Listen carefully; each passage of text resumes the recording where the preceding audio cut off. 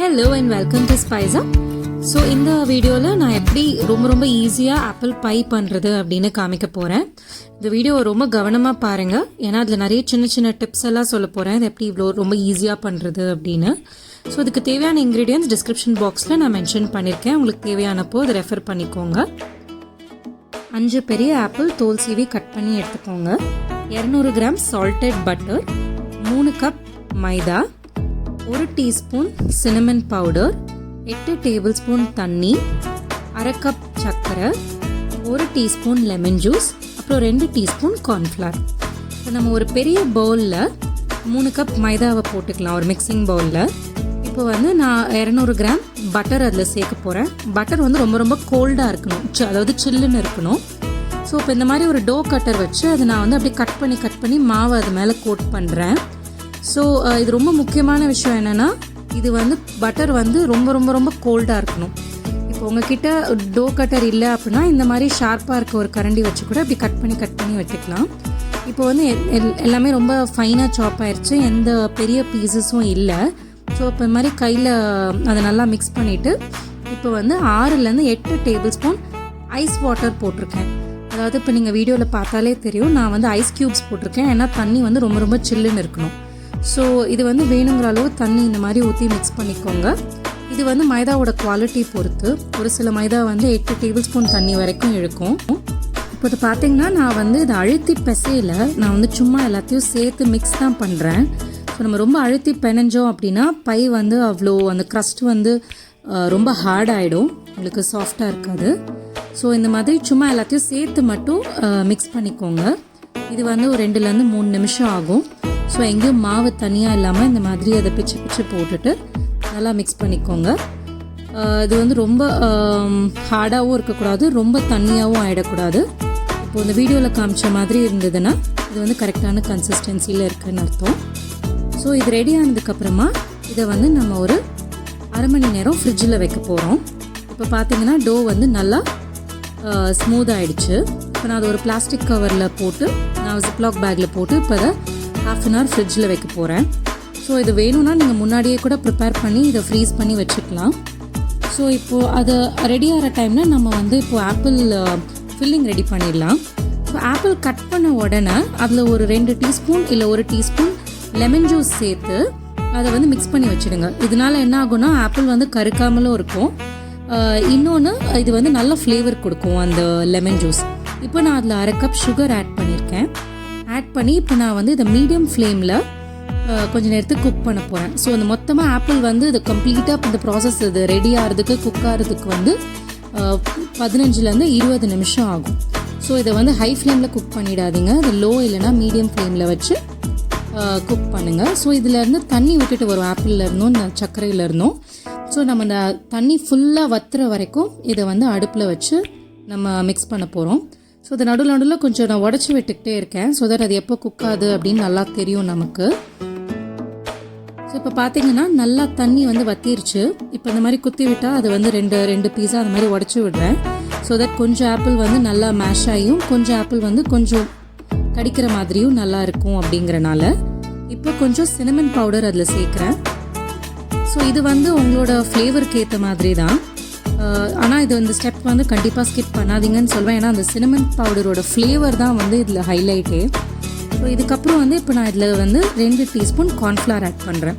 இந்த கார்ன்ஃப்ளவர் என்ன பண்ணும் அப்படின்னா அதில் இருக்க எக்ஸ்ட்ரா மாய்ஸ்சர் தண்ணி எல்லாம் வந்து இழுத்துரும். இதனால வந்து உங்கள் பை வந்து ரொம்ப சாகியாக வராமல் இருக்கும். ஸோ இப்போ பார்த்தீங்கன்னா நல்லா க்ளாஸியாக இருக்குது, இந்த ஆப்பிள் நல்லா குக்காக இருக்குது. இப்போ ஓரளவு மேஷும் பண்ணிட்டோம். ஸோ இதை இப்போ நம்ம வந்து எடுத்து தனியாக வச்சிடலாம். இப்போ ஒரு 1/2 மணி நேரம் ஆயிடுச்சு.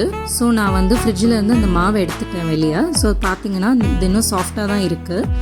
ஸோ கீழே கொஞ்சம் மைதா வந்து தூவிட்டு இதை வந்து இப்போ நம்ம தேய்க்க போகிறோம். ஸோ அதுக்கு முன்னாடி இது 2 பீஸாக கட் பண்ணிக்கிறேன். ஒரு பெரிய பகுதி வந்து நம்ம வந்து கீழே பேஸுக்கும், சின்னதாக இருக்கிறத வந்து மேலே டாப் பார்ட்டுக்கும் யூஸ் பண்ண போகிறோம். ஸோ இப்போ இதை சப்பாத்தி தேய்க்கிற மாதிரி இது நல்லா பெருசாக தேய்ச்சிக்கோங்க. ஸோ இது ஒரு 1/4 இன்ச்சுக்கு கம்மியாக திக்னஸ் இருந்தால் போதும். இப்போ வந்து இதை நம்ம எந்த பை டின்ல வைக்க போகிறீங்களோ அதை அது மேலே வச்சு செக் பண்ணிக்கணும், அதாவது சைட்ஸ் எல்லாம் உள்ளே போகுதா அப்படின்னு. அந்தளவு பெருசாக இருக்கணும். பை டின் இல்லை அப்படின்னா பரவாயில்ல, நீங்கள் ஏதாவது ஒரு அகலமான பாத்திரம் நீங்கள் பேக்வேர் எது வேணாலும் யூஸ் பண்ணிக்கலாம். ஸோ இது உடையாமல் எப்படி போடுறது அப்படின்னா, இதை வந்து இந்த மாதிரி அந்த சப்பாத்தி கட்டையில் ரோல் பண்ணி எடுத்துகிட்டு அதை அப்படியே அழகாக நீங்கள் அது மேலே எந்த பாத்திரத்தில் வைக்கிறீங்களோ அது மேலே அப்படியே இதை அன்ரோல் பண்ணி விட்டுருங்க. ஸோ இப்படி பண்ணும்போது அது வந்து உடையாமல் நீட்டாக வரும். இப்போ இந்த சைட்ஸ் எல்லாம் நல்லா அதை தூக்கி தூக்கி உள்ளே கீழே அந்த பேஸில் படுற வரைக்கும் இந்த மாதிரி இதை நல்லா ப்ரெஸ் பண்ணி விட்டுக்கோங்க. ஸோ இதை வந்து நீங்கள் கொஞ்சம் பொறுமையாக பண்ணுங்கள், ஏன்னா இந்த பேஸ் தான் வந்து அதோட ஷேப் கொடுக்க போகுது. இப்போது வந்து அந்த மாவு வந்து உப்பை வராமல் இருக்கிறதுக்காக நம்ம வந்து இந்த மாதிரி ஒரு ஃபோர்க் இல்லைனா டூத் பிக் வச்சு இந்த மாதிரி ஈக்குவலாக எல்லா இன்டர்வெல்லையும் இந்த மாதிரி ஓட்டை குத்திக்கலாம். ஸோ இப்போது சுற்றி எக்ஸ்ட்ராஸ் நிறைய இருக்குது. இதை வந்து இப்போ நான் கத்திரிக்கோல் வச்சு கட் பண்ணி எடுக்க போகிறேன். பேஸ் வந்து ஆல்மோஸ்ட் ரெடி ஆகிடுச்சு. ஸோ டாப் வந்து நான் வந்து ஒரு பாய் பின்னுற மாதிரி பண்ணணும் அப்படிங்கிற ஒரு இதில் பண்ணியிருக்கேன். பட் ஒருவேளை உங்களுக்கு எனக்கு அந்தளவு டைம் இல்லை, பொறுமை இல்லை, நான் டைரெக்டாக சிம்பிளாக பண்ணணும் அப்படின்னா நீங்கள் இப்போ நம்ம எப்படி இந்த பேஸ் பண்ணியிருக்கோமோ இதே மாதிரி நீங்கள் டாப்பும் பண்ணி இந்த மாதிரி ஓட்டை பியர்ஸ் பண்ணிவிட்டு அதை கவர் பண்ணிக்கலாம். ஸோ இப்போ நான் வந்து இப்போ டாப் எப்படி பண்ணுறது அப்படின்னு காமிக்கிறேன். ஸோ இப்போ நம்ம எப்படி பேஸ் பண்ணமோ அதே மாதிரி இதையும் தேய்க்கணும். ஒருவேளை உங்களுக்கு கீழே சர்ஃபேஸ்லேயோ இல்லை கட்டையிலையோ மாவு ஒட்டுது அப்படின்னா 2 பிளாஸ்டிக் ஷீட்டுக்கு நடுவில் வச்சு இந்த மாதிரி தேய்ச்சிக்கோங்க. ஸோ இப்போ நான் சொன்ன மாதிரி நான் இதை பாய் பின்னுற மாதிரி பின்ன போகிறேன். ஸோ இதுக்கு வந்து இந்த மாதிரி சின்ன சின்ன ஸ்லிட்ஸாக இதை வந்து லாங் ஸ்ட்ரிப்ஸாக கட் பண்ணிக்கிறேன். இல்லை உங்களுக்கு வேறு ஏதாவது பண்ணும் அப்படின்னா இந்த மாதிரி ரவுண்டில் நீங்கள் சின்ன சின்னதாக குக்கீஸ் ஏதாவது பீசஸ் கட் அவுட் பண்ணி எடுத்துக்கிட்டிங்கன்னா அதுவும் பார்க்க நல்லாயிருக்கும். ஸோ இப்போ பேஸில் வந்து நம்ம ரெடி பண்ணி வச்சுருக்க இந்த ஆப்பிள் ஃபில்லிங்கை நான் வந்து ஃபில் பண்ணியிருக்கேன். இது நம்ம வந்து ஃபுல்லாக ஃபில் பண்ணியாச்சு.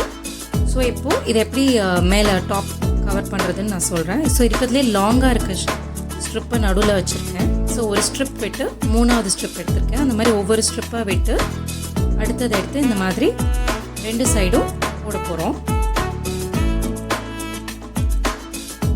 இது வந்து ஆக்சுவலாக ரொம்ப ஈஸி தான், ஒன்றும் ரொம்ப கஷ்டம் இல்லை. ஸோ இது நம்ம எப்படி ஒன்று மேலே அடுத்த ஸ்ட்ரிப்புக்கு கீழே வரப்போகுது. இப்போ ஃபஸ்ட் ஸ்ட்ரிப்புக்கு மேலே போட்டிருக்கேன். ஸோ 2வது ஸ்ட்ரிப்புக்கு கீழே, 3வதுக்கு மேலே, 4வதுக்கு கீழே, 5வதுக்கு மேலே, 6வதுக்கு கீழே. ஸோ இந்த மாதிரி தான் இப்போ நம்ம போட்டிருக்கோம். இப்போ ஃபஸ்ட்டு வந்து ஃபஸ்ட் ஸ்ட்ரிப்புக்கு கீழே மேலே போனனால இந்த வாட்டி ஃபஸ்ட் ஸ்ட்ரிப்புக்கு கீழே நான் அதை போட்டிருக்கேன். ஸோ இப்படி கீழே மேலே மாற்றி மாற்றி இதை வந்து இப்படி பண்ணிகிட்டே போகணும். ஸோ இதே மாதிரி நான் வந்து பாக்கி இருக்க ஸ்ட்ரிப்ஸையும் ஃபுல்லாக அது மாதிரி பின்ன போகிறேன். ஸோ இது ரொம்ப ஈஸி தான். ஸோ நான் சொன்ன மாதிரி இல்லை உங்களுக்கு வேறு ஏதாவது பண்ணும் அப்படின்னா நீங்கள் வந்து ஏதாவது சின்ன சின்னதாக ஒரு பீசஸ் கட் அவுட் பண்ணி எடுத்துகிட்டு அதையும் மேலே ஃபிக்ஸ் பண்ணலாம். இல்லை ப்ளெயினாக கூட நான் முன்னாடியே சொன்ன மாதிரி அந்த மாதிரி ஹோல்ஸ் மேலே பியர்ஸ் பண்ணிவிட்டு வைங்க, அதுவும் நல்லா தான் இருக்கும். ஸோ இது ஆல்மோஸ்ட் ரெடி ஆகிடுச்சு. 2வது கீழே, 3வது இதுக்கு மேலே, திரும்பி 4வது ஸ்ட்ரிப்புக்கு கீழே, 5வது ஸ்ட்ரிப்புக்கு மேலே. ஸோ இது வந்து நம்ம எதுவும் போட்டு ஒட்டெல்லாம் வேணாம், அது ஆட்டோமேட்டிக்காக பேக் ஆகும்போது அதுவே ஸ்டிக் ஆகிக்கும். இது முடிஞ்சுது. இப்போ திருப்பியும் கொஞ்சம் எக்ஸ்ட்ரா பீசஸ் சைடில் இருக்குது. ஸோ நம்ம முன்னாடி பண்ண மாதிரியே இதையும் வந்து சிசர்ஸ் வச்சு கட் பண்ணி எடுத்துக்கலாம். இப்போ நான் வந்து 8 இன்ச் பை டின்ல இதை பண்ணியிருக்கேன். ஸோ எனக்கு ஆப்பிள் வந்து கரெக்டாக அந்த ஃபில்லிங் இதுக்கு வந்தது. அப்படி ஒரு உங்களுக்கு எக்ஸ்ட்ரா இருக்குது அப்படின்னா இப்போ நம்ம கட் பண்ணி எடுக்கிற அந்த எக்ஸ்ட்ரா மாவு இருக்குது இல்லையா, இதை வச்சு சின்னதாக ஏதாவது கப் மாதிரி பண்ணி அதுலேயும் நீங்கள் அந்த ஆப்பிள் ஃபில்லிங்கை ஃபில் பண்ணி பேக் பண்ணிக்கலாம். ஸோ இப்போ எனக்கு வந்து அது கரெக்டாக வந்தனால இப்போ இந்த எக்ஸ்ட்ரா இருக்க பீஸ் வச்சு சின்னதாக எப்படி ரோசஸ் பண்ணுறது அப்படின்னு நான் சொல்லித்தரேன். ஸோ இப்போ இந்த கார்னர்ஸ் எல்லாம் நல்லா அந்த மாதிரி ப்ரெஸ் பண்ணி இதை வந்து சீல் பண்ணிவிடுங்க. ஸோ இப்போ நெக்ஸ்ட் என்ன பண்ண போகிறோன்னா இந்த மாதிரி ஒரு ஃபோர்க் எடுத்துக்கிட்டு கார்னர்ஸ் வந்து இப்படி நல்லா ப்ரெஸ் பண்ணி விடுங்க. ஸோ இதில் 2 விஷயம், ஒன்று வந்து கார்னர்ஸ் சீல் ஆகிடும், இன்னொன்று அந்த பை பார்க்குறதுக்கும் ரொம்ப அழகாக இருக்கும். ஸோ இது ஆல்மோஸ்ட் முடிச்சாச்சு. ஒரே மாதிரி இதை வந்து ப்ரெஸ் பண்ணியிருக்கோம். ஸோ இப்போ இந்த ரோஸ் எப்படி பண்ணுறது அப்படின்னு சொல்கிறேன். ஸோ இதை நல்ல நீளமான ஒரு பீஸாக இதை வந்து தேய்ச்சிக்கோங்க. இப்போ நான் வீடியோவில் காமிக்கிற மாதிரி அப்புறமா இதை வந்து நம்ம 2 லாங் பீசஸாக இதை வந்து கட் பண்ண போகிறோம். இந்த மாதிரி 2 பீஸாக நீல வாக்கில் கட் பண்ணிவிட்டு அப்படியே உருட்டி எடுத்துக்கோங்க. பார்த்தீங்கன்னா இந்த மாதிரி வரும். ஸோ இதே மாதிரி இன்னொரு பீஸையும் உருட்டிக்கலாம். இப்போது உங்களோட விரல் வச்சு அப்படியே இந்த கார்னர்ஸை வெளியே எடுத்து விட்டுருங்க. ஸோ இது வந்து பார்க்க ரோஸ் மாதிரி அழகாக இருக்கும். இல்லை இதை வச்சு நீங்கள் வேறு ஏதாவது டெக்கரேட் பண்ணுறது அப்படின்னாலும் நீங்கள் பண்ணலாம். ஸோ இப்போ இது 2 எடுத்து சும்மா அது மேலே ஒரு கார்னரில் வைக்க போகிறோம். ஸோ இது மேலே வேணும்னா நீங்கள் வந்து எக்கோட ஒயிட் எடுத்து மேலே ப்ரஷ் பண்ணலாம், இல்லைனா பால் கூட ப்ரஷ் பண்ணலாம். பட் நான் எதுவுமே பண்ணலை. அப்படி இல்லாமலும் இது ரொம்ப நல்லா தான் இருந்தது. ஸோ இப்போ திருப்பி கொஞ்சம் சினமன் பவுடர் இதில் நிறைய ஸ்ப்ரிங்கிள் பண்ண போகிறோம். ஸோ சினமன் பவுடருங்கிறது நம்மளோட இந்த லவங்கப்பட்டை இருக்குது இல்லையா, அதோட பவுடர் தான். ஸோ அது உங்களுக்கு கடையிலே கிடைக்கும். அப்படி இல்லைனா இருக்க பட்டையை அது மாதிரி பவுடர் பண்ணி எடுத்துக்கோங்க. ஸோ இதை வந்து நல்லா ஸ்ப்ரிங்கிள் பண்ணிட்டோம். இது வந்து நல்ல ஃப்ளேவர் கொடுக்கும் இந்த ஆப்பிள் பைக்கு. ஸோ இப்போ நம்ம அதை பேக் பண்ண போகிறோம். நான் வந்து என்னோடய லோ ரேக்கில் இதை வச்சு 160 டிகிரிஸ்க்கு 1 மணி நேரம் இதை வந்து பேக் பண்ண போகிறோம். இது வந்து என்னோடய ஹாலஜன் ஓவனோட செட்டிங்ஸ். பட் உங்களோட மேனுவல் ஒரு தடவை செக் பண்ணிக்கோங்க. பேக் ஆகலைன்னா இன்னொரு ஒரு 5 to 10 மினிட்ஸ் நீங்கள் அதை பேக் பண்ணலாம். ஸோ இப்போ வந்து நம்ம அதை 20 நிமிஷம் கூல் ஆகிறதுக்காக அதை விட்டுடலாம். ஸோ இப்போ நம்மளோட ஆப்பிள் பை ரெடி ஆகிடுச்சு. இப்போ நீங்கள் அதை ஒரு சர்விங் பிளேட்டுக்கு மாற்றி சர்வ் பண்ணலாம். ஸோ இப்போ பார்த்தீங்கன்னா க்ரஸ்ட்டு நல்லா ஃப்ளேக்கியாக சாஃப்டாக அட் த சேம் டைம் நல்லா கிறிஸ்பியாகவும் இருக்குது. அண்ட் ஃபில்லிங் வந்து ரொம்ப ரொம்ப சூப்பரான இருக்குது. கண்டிப்பாக நீங்களும் இந்த ரெசிபியை ட்ரை பண்ணிவிட்டு எப்படி இருந்ததுன்னு எங்ககிட்ட சொல்லுங்கள். மறக்காமல் இந்த சேனலை லைக் பண்ணுங்கள், சப்ஸ்கிரைப் பண்ணுங்கள், அப்புறம் இந்த பெல் ஐக்கானை